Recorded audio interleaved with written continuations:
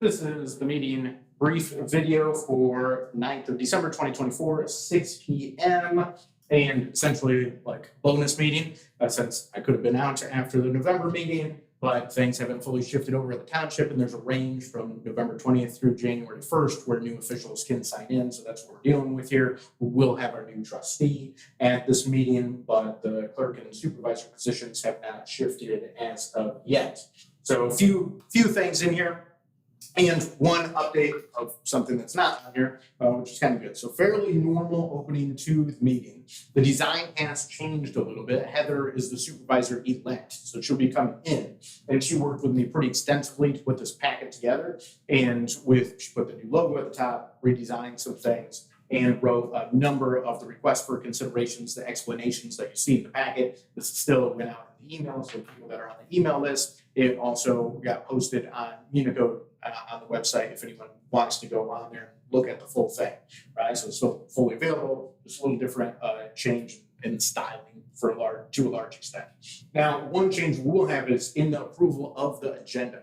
I just got done with a phone conversation with the auditor from Brickley DeLong, and he would like to do the presentation this month. I was expecting it to occur in January, right? Which is unfortunate with everything that's happened with the audit and the paperwork around our finances. Essentially, we paid a lot of money to get that sorted out, but it is getting sorted out. So we're just finishing that up. I had the final phone conversation that was needed with him, and he would like to present in the December meeting because it'll be kind of decent. The board hasn't fully changed over. The one trustee, but supervisor is still the same. Clerk is still the same, and that makes sense. And so I don't have it fully in here like I normally do because I don't have the audit report as of yet. We are going to have the audit exit interview on Monday before the meeting. So that'll be there, and obviously I have a place on the website where we post all the audits. The state website ends up getting posted too, so everyone can see it at that time if they want to, look through the audit in detail, essentially. So that's good to be wrapping that up. It feels good to put a period on the end of that sentence because I really didn't want to leave that hanging, and then the auditor just wanted to have the meeting in December. Worked out good.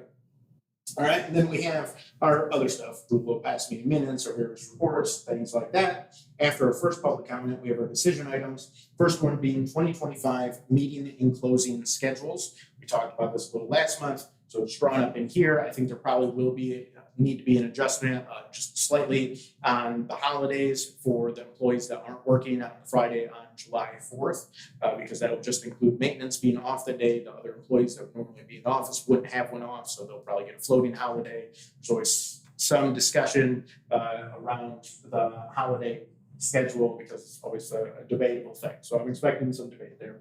But I always expect some things to be controversial and some things to not be controversial. And I expect that some of the things I expect to be controversial won't be controversial, and some of the things that I expect to not be controversial will be controversial. So that almost always holds up.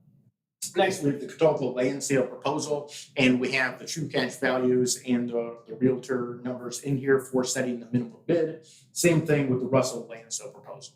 So the Catawba one was the 5 small pieces up by Goose Egg Lake, and the Russell one is that 2.53 acres off of Russell. It was originally part of the larger land deal, which I almost had sorted out. I've had to use the lawyers to try to look up some death certificates on some title searches that didn't go through. So it's been a little mess on 3 of the parcels, but nevertheless, I think we're really close to having them sorted. We'll see if the title company agrees. But this is the 2.53 acres that was originally included in that cutout, and then another person didn't follow up with buying it. So we're looking at it again. Next, we have the board review appointment, and this actually involves 4 people. It's a 2-year term, and that's set by state law.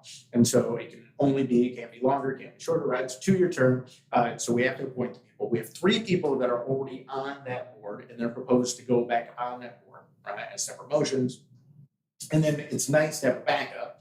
And now Eugene Cooey was on the board review, right, was set up to be on there, but those are incompatible offices. So him winning trustee invalidates him from being on the board review. So we have another person that wrote up a short bio in here to introduce herself to be proposed as an alternate. It's a good idea because there's no obvious solution if you're going to miss board review meetings, so you essentially can't miss them. And with 3-person board, you only need something to just come up. A flat tire and one other person sick, and now you're without a quorum, so it's a really good idea to have a backup on there.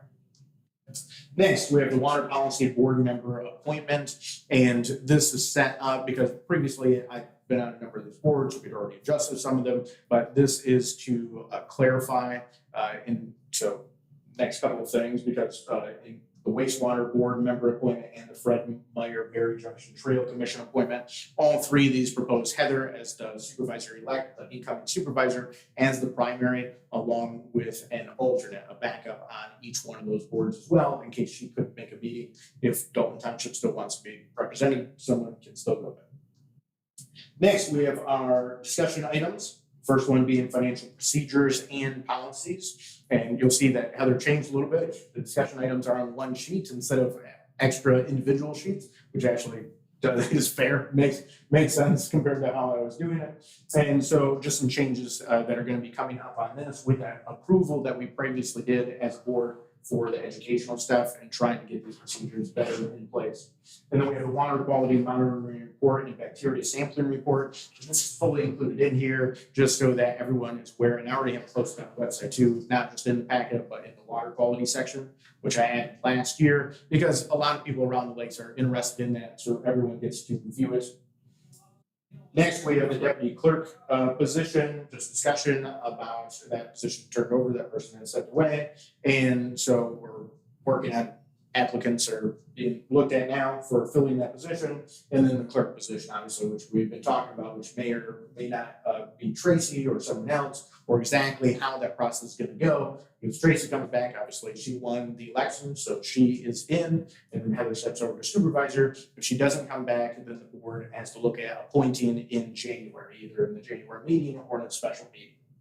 Which that brings us to the end. So final public comment and then adjournment. And this will officially be my last meeting because I'm ineligible to be in office for the January meeting. So it's a little bit of a bonus meeting, but the last meeting. And I am happy that we will be able to wrap up the audit stuff because I was a little disappointed that we weren't able to accomplish that before. So if anyone has any questions, thoughts, ideas, comments, concerns on anything in there or anything else, feel free to let me know. Direct line to the office, still for a short period of time, is area code 231-332-6700 or email supervisor@daltontownship.org. Otherwise, this is Jeff signing off for the last briefing video.